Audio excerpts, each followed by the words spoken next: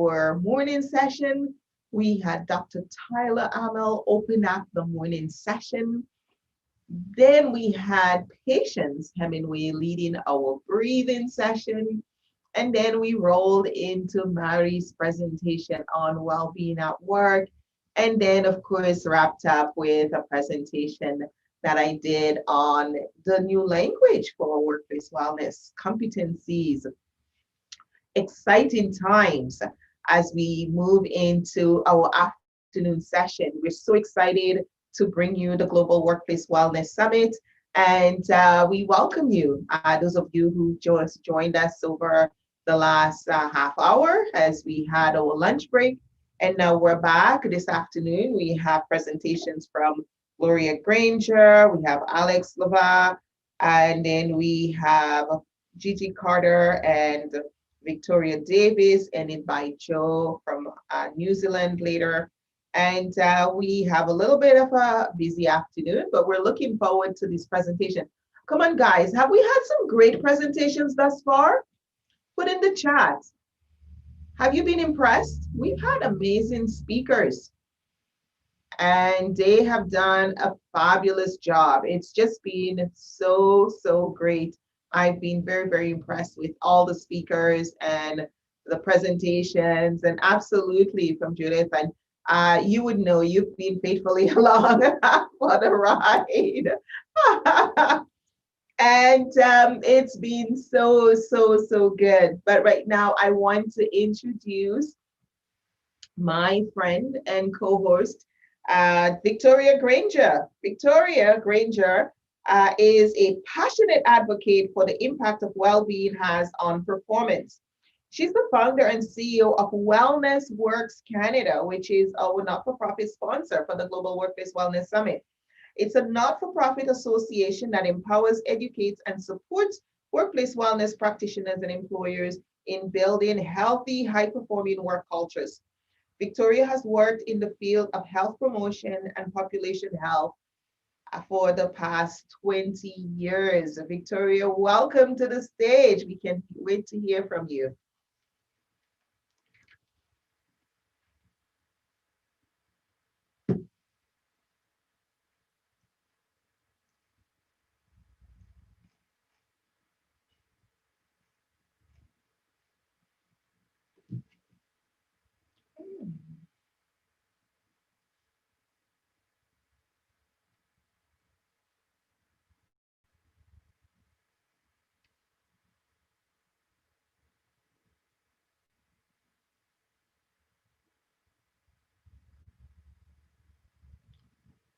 I am not quite sure where, let's see.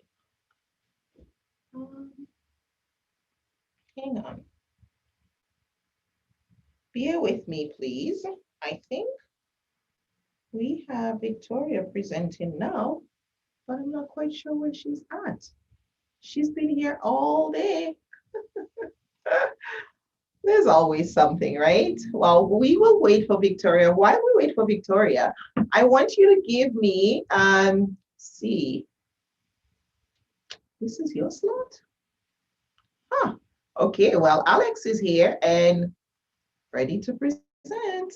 Okay, Alex, we will put you in. So Alex is going to be presenting, and Alex, I will read your bio. Brilliant, thank you. Alex Lavia is from Zoom fatigue to always on, working a strong digital culture is a strategic advantage for employees' well-being and performance. Alex Lavia is founder of Live More Offline, a company specializing in workplace training to help organizations create a digital culture which supports employees' well-being, performance, and creativity. The Live More Offline approach is rooted in the evidence-based neuroscience, mindfulness, and behavior change. It draws on emerging research on the impact of digital technology on focused memory, creativity, pathway, empathy, well-being, and sleep. Well, Alex, thank you for letting me know you are going to go right now.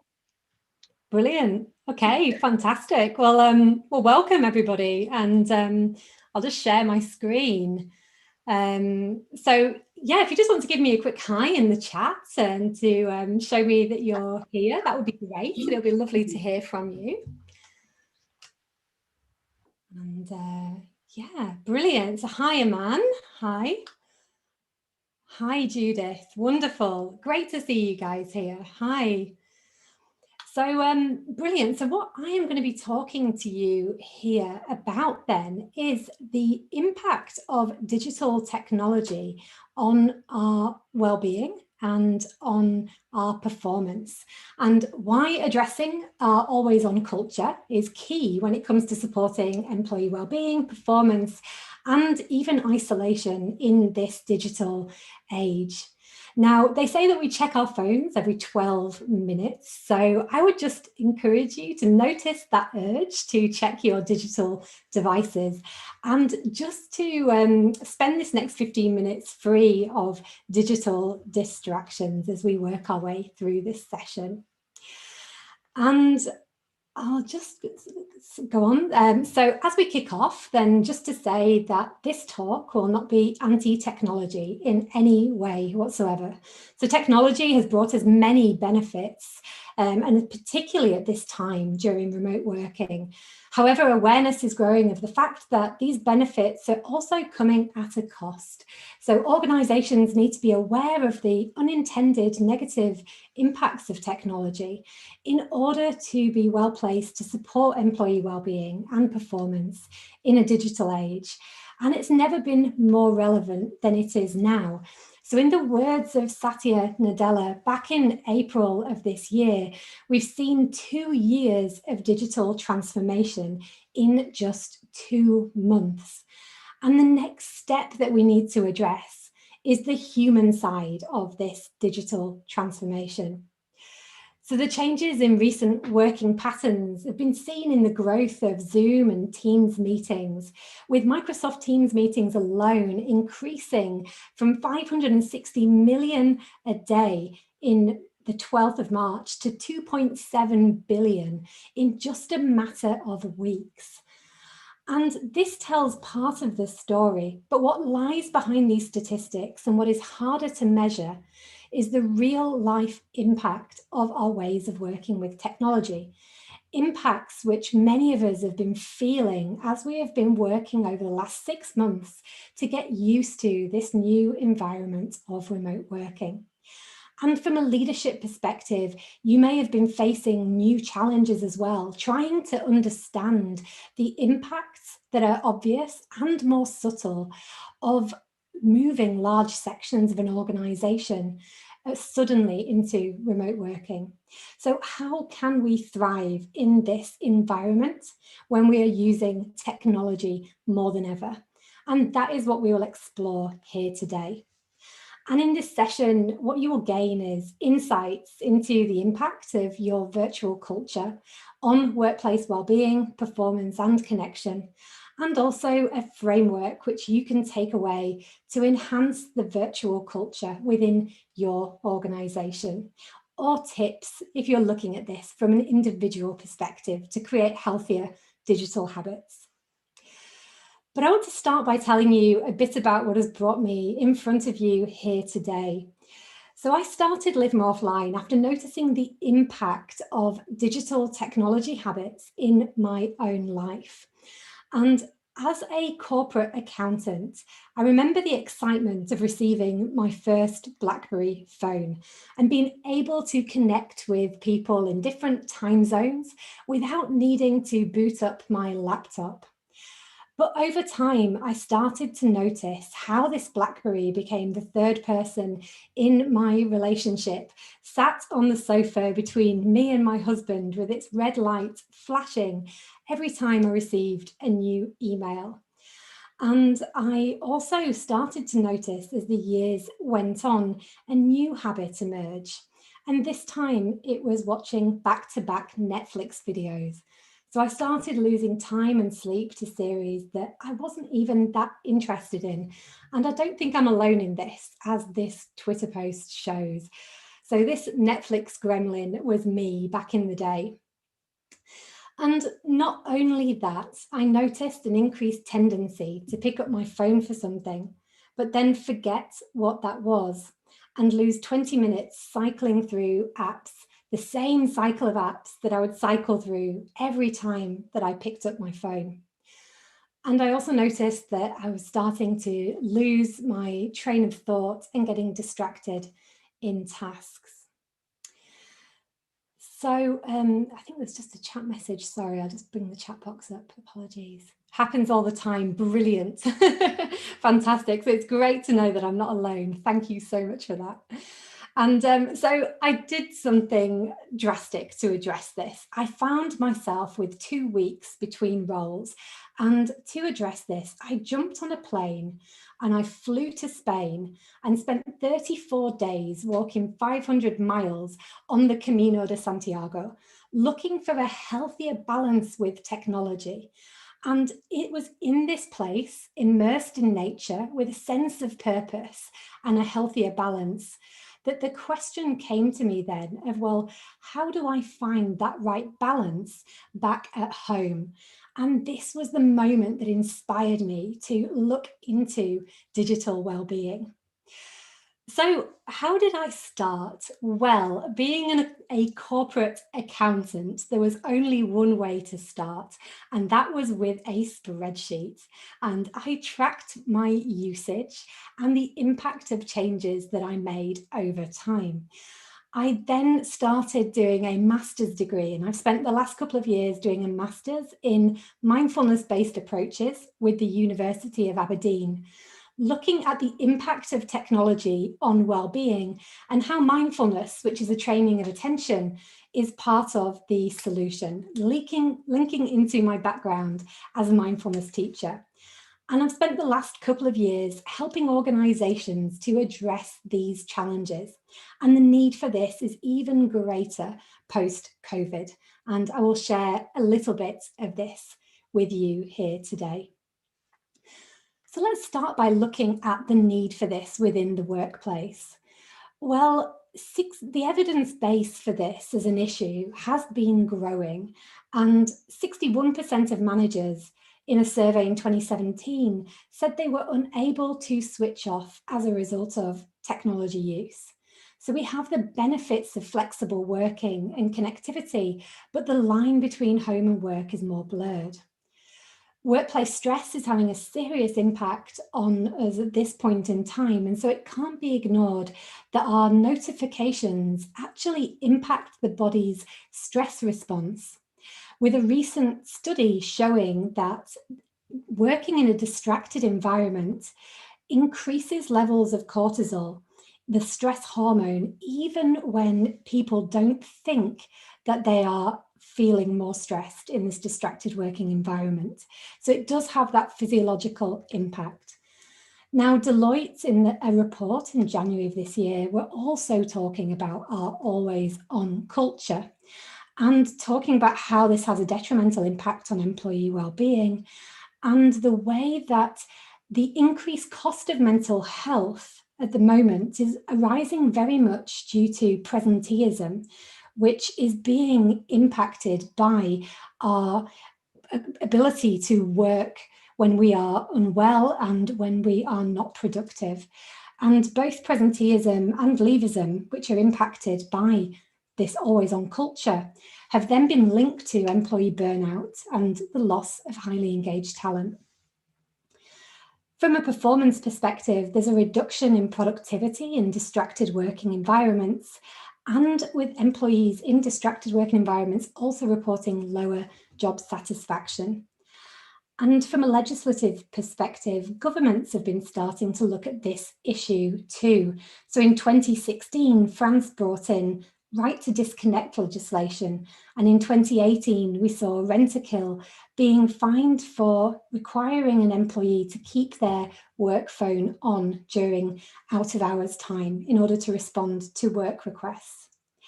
So this direction of travel and the importance here is likely to continue. But what impact has COVID had on these issues? And I'm interested here to hear from you. So if you would like to, we'll just do a poll, and you can either scan this QR code in order to go to the polling site, or I will put a link into the chat that you can follow. And if you just click on that link, then I'm just interested to see, how have you noticed, on a scale of 1 to 5, with 5 being the greatest impact, what impact have you noticed of these 5 digital wellbeing issues? So have you been noticing effects of video exhaustion? You've been taking fewer breaks, a pressure to respond more quickly and be more visible online during the working day, it being harder to switch off outside of work, and an increase in digital messages. And it'll be interesting to just see how we're all experiencing this. So just take a look. So we've got some answers coming in. Brilliant. So that the switching off outside of work is looking like a key issue at the moment, followed by an increase in messages and having to respond more quickly to email. And this is something that I've been seeing in my workshops, that these issues are impacting people in very different ways. For some, it depends on your working patterns. For some, this is not an issue at all. You know, things like video call exhaustion. But for others, where there is an impact, that impact can really be quite severe and can have a significant impact on well-being and performance. So we've got some more responses coming in, which is great. And it's definitely looking like the front runner here is this ability to switch off outside of work. So I will move onwards, assuming that everyone's had a chance to contribute. And we'll just compare how these results compare to what we are seeing in the studies that have been coming out since COVID. So what we're seeing here is quite similar. On the right-hand side, the average working day has lengthened, and this shows the average number of working hours in the day before and after COVID. And we can see that the United States actually has had the biggest increase in their working day, going from an average of 8 hours to 11 hours. And when we look at Microsoft Teams chat data on the left-hand side, then what we see is that there's been an increase in the number of digital messages the whole way through the day. But the biggest increases are the bars in blue.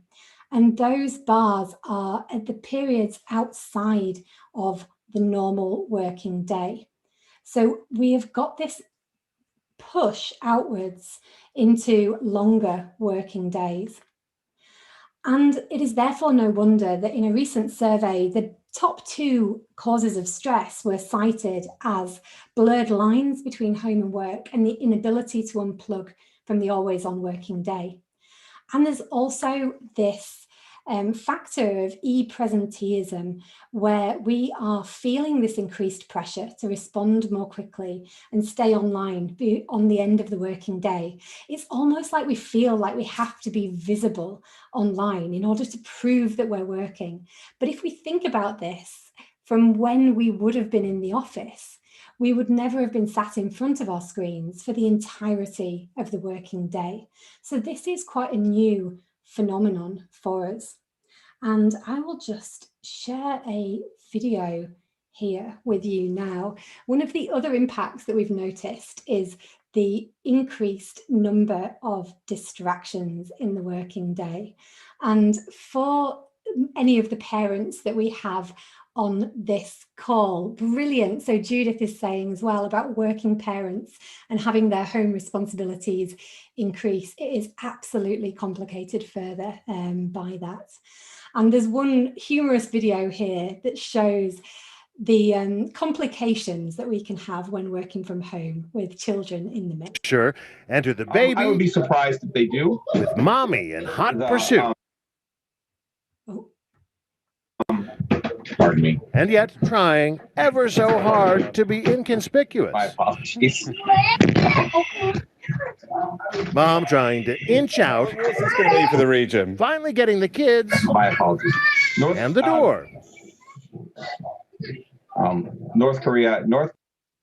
So I don't know if this resonates with anybody on this session, but what it goes to show is that when we're working remotely, we have a lot of additional things that we're trying to juggle, and those distractions can have a significant impact. And brilliant. So there's a funny meme where she's managing to do everything and field an interview at the same time. That's absolutely brilliant. I'll have to check that out. Thank you. And I think it's absolutely brilliant. And it just goes to show, though, everything that we're trying to juggle whilst we're working from home. But one thing that we also are juggling, but is much more within our control, is actually our digital notifications. Because a lot of these, real world kind of challenges like family, then, this is just part of our our life going forward. But there are areas where we can actually make some significant, change here. And if we take a look at the way in which we use our phones as an example, Rescue Time has shown that we use our phones for 37 minutes a day during the working day. But rather than it being in one block, we're actually spread out and we're regularly interrupting ourselves at different points throughout the day. And each time we do this, we're losing focus. And if we're distracted during focused work, then different studies have tried to measure the amount of time that it takes for us to get back to the same task with the same level of focus. And one study showed that it can take as much as 23 minutes on average to get back to the same task with the same level of focus. And our emails are another culprit here too. Apparently, the average user sends and receives 126 emails per day, spending 28% of their work week on email. And how long do you think that it takes us on average to open an email after it arrives? I don't know if you'd like to hazard a guess in chat. So how long does it take us to open up an email on average after it has arrived in our inbox? So how quickly are we responding to these messages? So 10 minutes we have as a guess, 5 minutes, 5 minutes.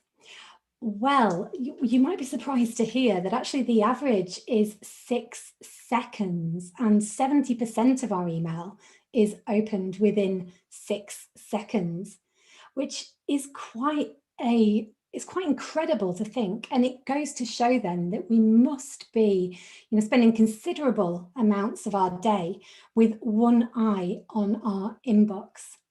And if it takes us time to get back to the same task with the same level of focus, then we are not setting ourselves up to be able to work in our most productive and our best way. And we're also just losing time throughout the day. But culture plays its part here too. So there is often a pressure to respond to email, even when it is not urgent. And when one person sends an email outside of working hours, then other people feel the need to do the same, creating unwritten expectations that become a culture over time. But what if it didn't need to be this way? Well, there are many things that we can do here, and this is what I help organizations with. One game changer is delaying delivery on email. So you can still send it at the time that you're working, but it doesn't arrive until a time in the future. Great for working with people in different time zones, if you're working late, or if you have a more flexible working team. And when it comes to unwritten expectations, I received a wonderful email with a great footer at the bottom, which said, make flexibility work. If you're receiving this email outside of your normal hours, I'm sending it at a time that suits me. Please do not feel the need to read or respond until you are next working. So how great is that? And how much better would our workplaces be if we were more explicit about the ways in which we would like to work with technology. And this is just one way that we can be more explicit, and we'll come on to more further on in this talk. But there are wide-ranging benefits here.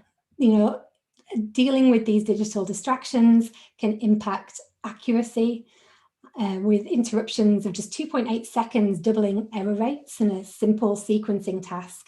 We've talked about stress, but also sleep is impacted by the way in which we use technology. And as we know, it is vital to both performance and well-being.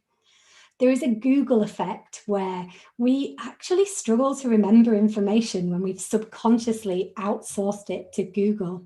And there's also other ways that these distractions impact our taking in and recalling of information. Creativity is impacted in where we don't have this quiet time and space to be able to think creatively and to be able to make those links between different bits of information in our long-term memory. And connection is key too, in terms of the way in which we connect over virtual platforms. So just a few things that you can do, and there are plenty, but the first one, if you're wanting to look at increasing focus and productivity, would be removing the phone from your workspace. And then this one change has actually been shown to increase our IQ and our working memory.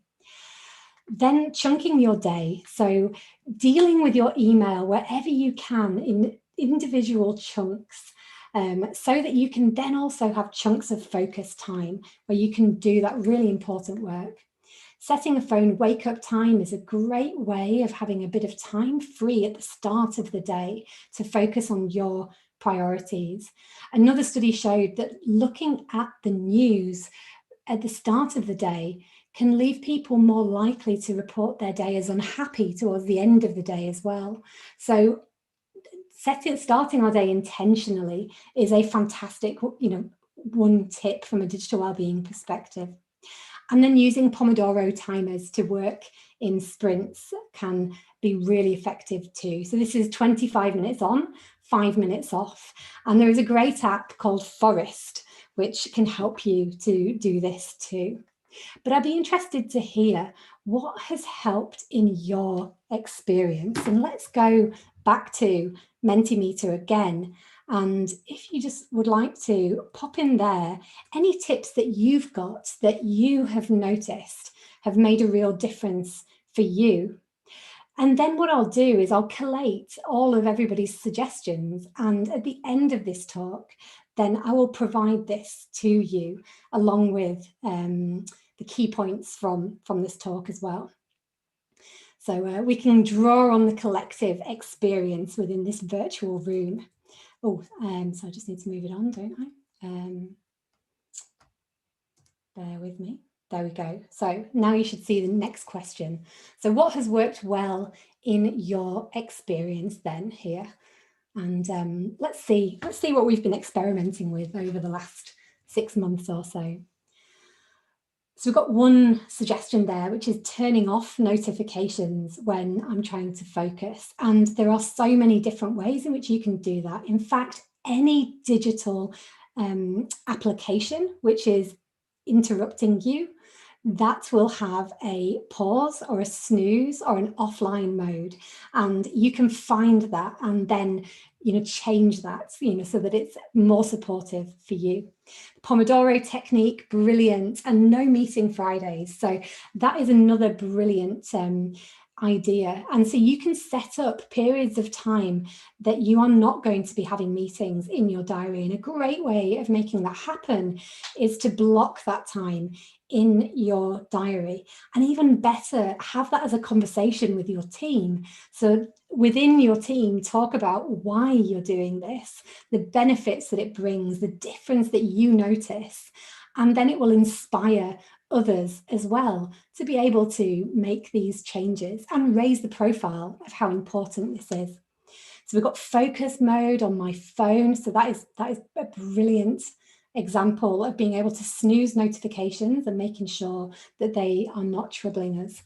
So using the calendar, And that is great. So again, there's a technique that you can use called unscheduling, where you book in first all of the breaks, your focused periods, and making sure that those things that are vital for you to be able to be effective and for your well-being are in the calendar first. Now, that will be effective, as long as it's used responsibly and in line with your company culture too. But it is a great way if you're struggling to create the time to, say, take a lunch break, then that can really help to make that happen. So that's a brilliant suggestion. So thank you so much. And the Forest app has come up there again. That is a brilliant app. And if you do enough focus sessions, you plant a virtual tree in a virtual forest with each focus session that you do. And if you do enough focus sessions, then they will plant a real tree in a real forest. So you will actually be saving the world by working in a focused way. And that's something that I absolutely love about that app. So communicating with the team when I'm available as well is another one that's coming through chat. And that, again, is those clear communications about the ways in which we want to work are absolutely brilliant, because then the team is also going to feel more comfortable about connecting with you at a time that does work, within your schedule. So it really is, is good. We'll come on in a bit later. There's a quote from Brené Brown that clear is kind and unclear is unkind. And that is a great guiding principle here. So what can we do then? So meeting the need to think differently and to stand out from the crowd. Our virtual culture makes a significant impact on well-being, performance, and connection, and small changes can make a significant difference. But we have to look at this at two levels, at both individual digital habits, but also at the team virtual culture. And the impacts are broader than well-being. We need to look at how our ways of working with technology are impacting productivity, well-being, and connection. So, enhancing focus, creativity, and productivity from a well-being perspective, being able to switch off at the end of the working day, which was the top challenge, in our survey. And also, therefore, reducing stress and burnout and enhancing well-being. And from a virtual connection perspective, being able to communicate more clearly and effectively, but also deepen that sense of connection within remote teams. And these are the three pillars of the Live More Offline model, where we also look at the solutions at the two levels. So we'll take a little bit of a deeper dive as we finish here into healthy virtual culture. And we'll just look at what that is and also how you can embed that within your organization. So it's a function of two things for me, which is the amount of time that we're spending on technology and how much our technology use is aligned to our goals. So it is a balanced use of technology which serves our deepest goals. And if we look at some of our work dynamics here, if we are connected to a sense of purpose, we're using technology well, but we are over connected. So we're working, we're always on, maybe we're overusing video calls, then this is where we start to see burnout and mental fatigue. And it's really key to notice when we're moving into this top right area, because we can only sustain that for a short period of time. And then we need to move back and to regain our balance. But equally, we can have balance, but just not be using technology in the best and most effective way. So this might be where we're not managing to communicate with individuals who are feeling more isolated during remote working, and we can start to see disengagement, but using technology in a different way might spark connection and motivation. And we don't want to be underusing technology, because then we would have lost opportunities. So where we want to be is here, with a sense of balance and connected to our purpose. So one example of where we may be using technology in a way that's not sustainable is video calls. And this is something that might resonate for many, where we've raced to video calls and then found that there are just, a little bit too much. So there are a few things, again, that you can do here. So checking in with your team to see how the balance of video calls is working kind of for you, and are the team socials working out as you expected? Putting in place new habits such as 25 and 50-minute calls, hiding self-view to reduce that cognitive load, and switching some calls to normal calls, because not every call has to be a video call, and just making that choice on a call-by-call basis. And you might even choose to have video on or off, depending on the nature of the call. So you could have it even on at the start and the end too, if you want to deepen connection, but then have it off throughout the call so that you can better focus without the same cognitive impact. So what can you do then to shape your virtual culture? Well, firstly, starting with a review from the bottom up of what your existing challenges are, looking at whether it's always on working, video calls, being able to focus, feeling a sense of connection within teams. But the key is to do this gathering data from the bottom up and understanding it from the experience of each of the individuals in your team. Then using that key data, looking ahead to what you want your digital culture to look like. So are you wanting to create more time for focused work, say? And in which case you might instigate things like meeting-free Fridays or other initiatives that work well within your culture. And then to embed this further, then empowering your team with knowledge and skills through training to set their own digital boundaries and create the conditions for focus and well-being. And Live More Offline provides training in the form of keynote talks, remote workshops, and even a manager training program that goes into the issues from both an individual and a manager perspective, supporting teams to be able to make meaningful change.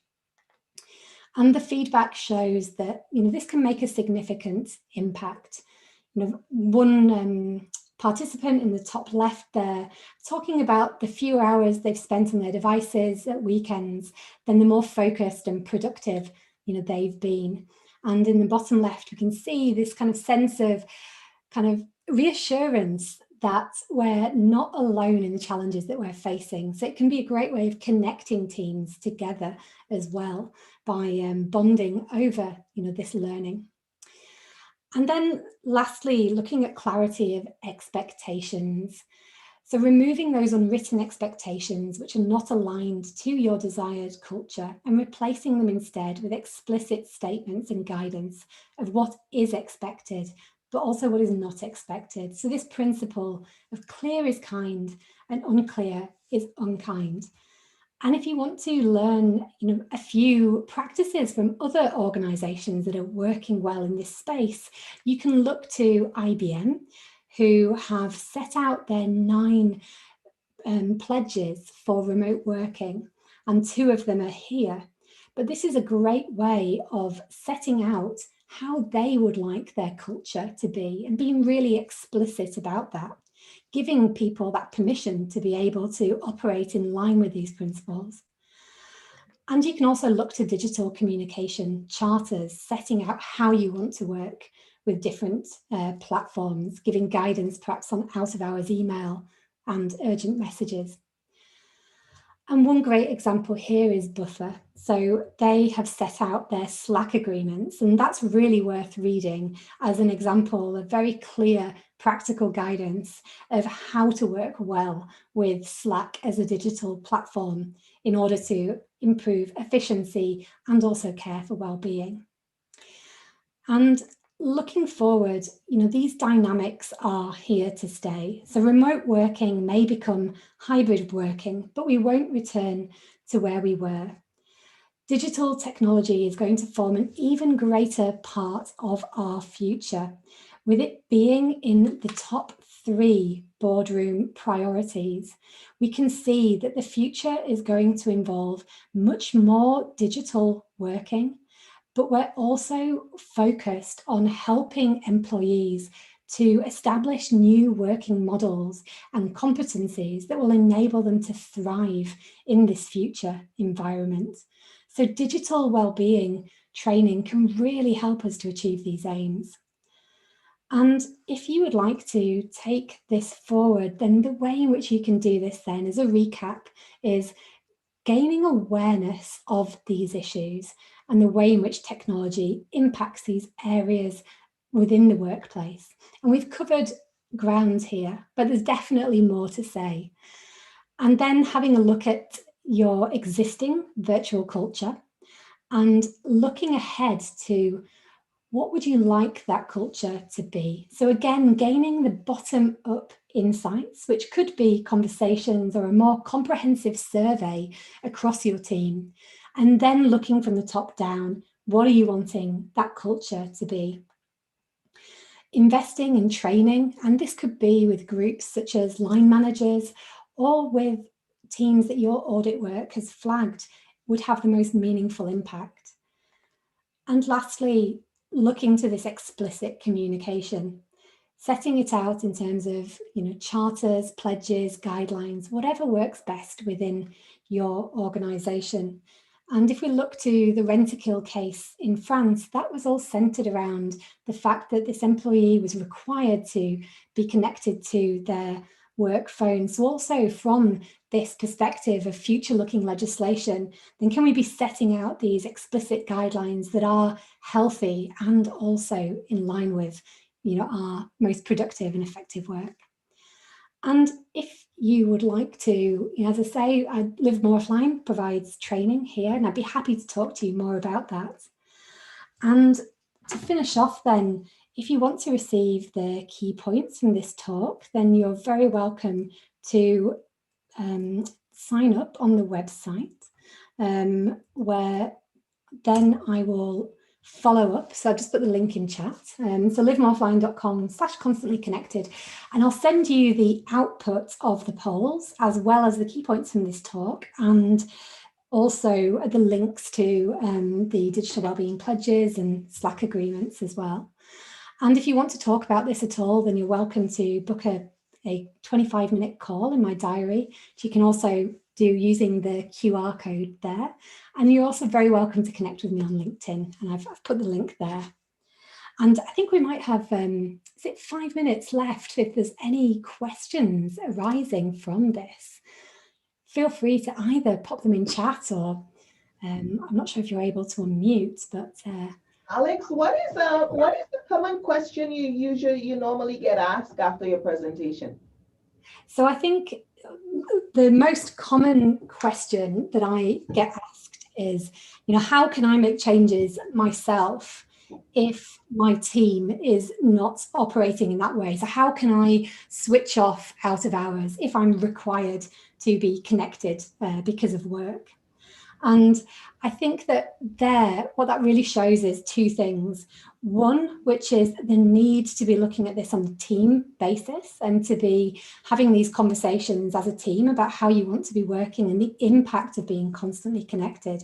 But two, the way that we need to also step back at times and just evaluate, am I connecting in with email just because it is a habit to do so, or I feel like I have to, or is there a genuine business reason? And if there is a genuine business reason to be operating in that way, then that's absolutely the way that that you have to operate. So sometimes we will have to work late or check emails at night, but there is often that little bit more freedom than what we might think at the first pass. So being critical of ourselves at that point, but also, working on this as a team together, and having those conversations. Thanks, Joyce. Excellent. Any other questions for Alex?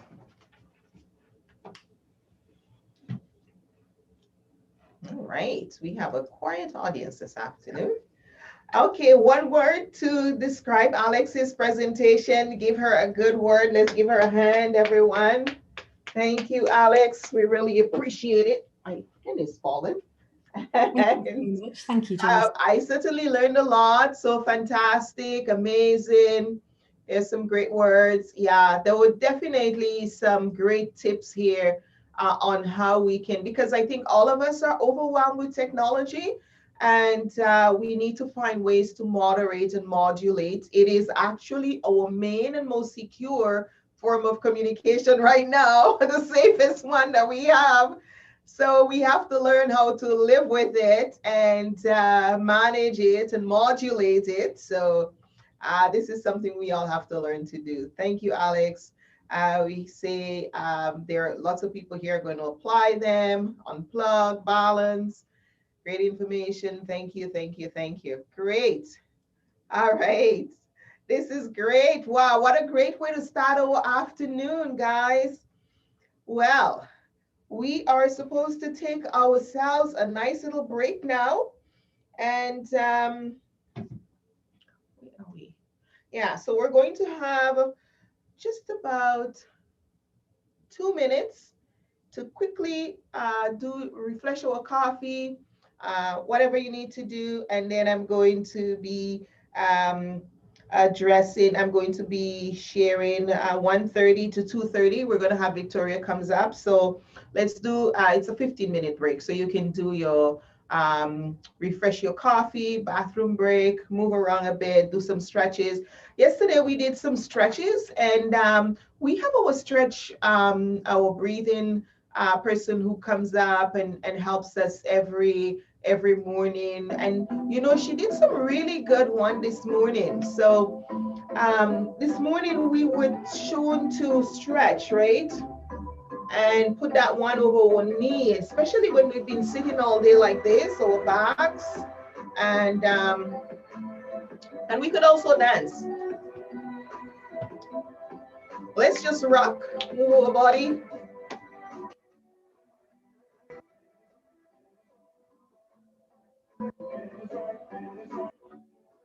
Just shake. On Tuesday, we told that we should move our hip, wiggle our hip, and you need some good music in the background, right? So we're wiggling, we're stretching our arms. Oh, my arms are always tight, so can never stretch it too long. So let's do our break, and we'll be back at 1:30, where we will be with Victoria will be presenting.